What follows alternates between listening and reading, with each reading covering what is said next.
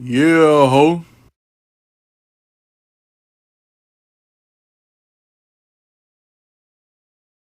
Hey, it's Terrence Prescott Barnes again, reading off a Dreamland excerpt titled Fall.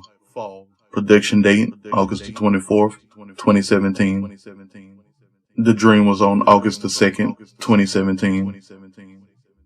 There's a flying fortress in the sky, made up of innocent magical ivory and crystal. It's so white that it blends in with the clouds. It's so beautiful, no woman could compare. It's so handsome, no man stands a chance. After waking up in Mellow Fortress, I notice I'm in a giant room full of the most loveliest people I know. My characters. The villains, the neutralites, and the heroes, all laying peacefully in slumber. I remember why I woke up here. We are going to enjoy a ceremony called Fall for Your Friends. What a channel at the center and bottom of this flying fortress is where loved ones of 50 join hands and fall backwards into the channel to fall slowly, heavenly, from the sky into a field of bubbles over the ocean. The reason is more beautiful than any woman and more handsome than any man. There's crystallized faces of a woman and a man on the eastern and western sides of this fortress, both peering diagonally up into the sky with round architecture from the bottom floor all the way up to the 27th. It's large, incredibly large, about a good 16 miles in circumference. It was built on the ground by a league of ivory and peridot enthusiasts who had a common goal of using their superpowers to create an ornament in the sky. For many decades, they put their artistic minds together to form this unnecessarily magical fortress, then used many magical totems to have it fly eternally in the skies, negating all probability as well as nature. It's been many leagues over the ocean for many centuries. My characters and I have spent a good week's worth of time here, waiting for our scheduled fall for your friends. At 8 in the morning, we all meet up at the humongous channel, where this magical huge orb, meant to keep the place flying, hovered in the center of a serene white glow. It made us all glow as soon as we got into the round basement.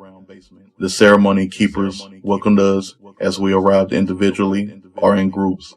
When all 50 of us stood in the circles around the channel, we grabbed hands and then looked over to see the ocean below. A lady began to speak us into the ceremony.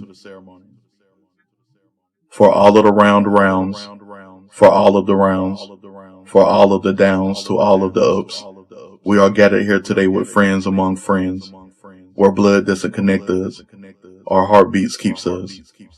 The hands you are holding are connected to some of the most reliable, most trustful, most fun, most down, most deaf, and most powerful people you will ever come across.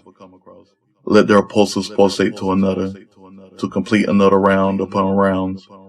Take a gander into your friend's eyes. Allow them to pierce your soul before taking a flight of safe laughter. Hold your hands up high to celebrate absolute friendship. Hold your heads up high to celebrate each other. Tell each other how much love there is to give, how much love there is to receive, and how much love there is to create. Release your hands. Turn around. Interlock fingers. Now repeat after me. We are your friends. You'll never be alone again. Now lean back and jump. That all 50 of us did.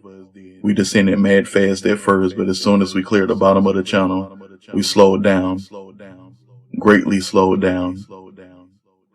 As we laughed through our feel-good emotions, we let go of each other and started to use our flying suits to glide through the atmosphere, magically. Characters of mine, from all of my stories, just joyfully stuck in time slowly. Some saying it feels wonderful to fall without flying, to others saying you'll be alone when I get my spaceship later. Hearty hearts filled the air as we kept joking about other things. We had a lovely skydiving height of time before we landed slowly on a bed of magical glittering bubbles. It was like they were calling to us. Then they embraced us in warm ocean water, slowly swishing to cool ocean water. After everyone landed, we activated our flotation devices, then rolled all the way to shore. It was a mighty long drift back to shore, but it was all beautiful sights. Once I got to the shore, I deflated my device, then turned around and stared up to the fortress in the sky. Seemed like I had thought about it for years, but the personalities I have in my head definitely are my friends at this point. Total escapism reached.